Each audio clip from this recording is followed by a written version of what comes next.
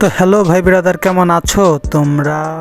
ভাই দেবে আমি অনেক ভালো আছি। আর আমি এই ভিডিওটা শুরু করার আগে একটা কথা তোমাদের বলে দিতে চাই। তো ভিডিওটা মানাবো একটু করা, আর এই ইঁদুর মাগি খেয়ে যেতে পারে ধরা। তাই আমি বলি হেডফোনটা কানে দাও আর ভিডিও শুরু করি।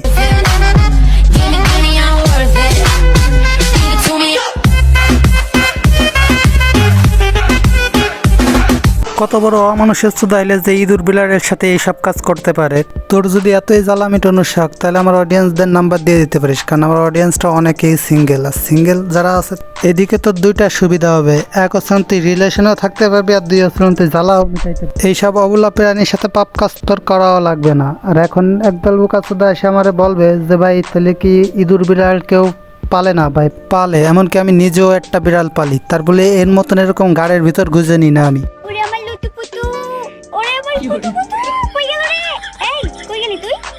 কোনো কথা আমার মান সম্মান সব শেষ করে দিই, মান সম্মান সব শেষ করে দিই। দেখ, তোদের মতন সেকেন্ড ক্লাস মাগিদের কোনো মান সম্মান আছে নাকি সেটা আমার জানা নাই। আর এখন এসে বলতেছিস মান সম্মান নাকি সব শেষ করে দিছে, কারণ এইভাবে ঢোকাঢুকি দেখাচ্ছিস যেভাবে, মানে আমি বুঝাইতে চাচ্ছি ইঁদুর বিড়াল যেভাবে ঢোকাঢুকি দেখাচ্ছে, কারণ আমি বলতে পারতেছি না যেটা কোন ধরনের মাগি। দেখ, এই মাগি পশু বিড়াল পালতেছে ভালো কথা, এমনকি পশু বিড়ালদের আমিও অনেক পছন্দ করি, কিন্তু তাই বলে এরকম তাই বলে এইভাবে খাবার খাইয়ে ভাই, যে খাঙ্কি দেখতেছে, যে খাঙ্কির ভিডিওতে ভিউ আসতেছে না, তো এই খাঙ্কি এইভাবে ঢুকায় ভিডিও করতেছে। সাতটা চলে গেছে জানের বাড়ি।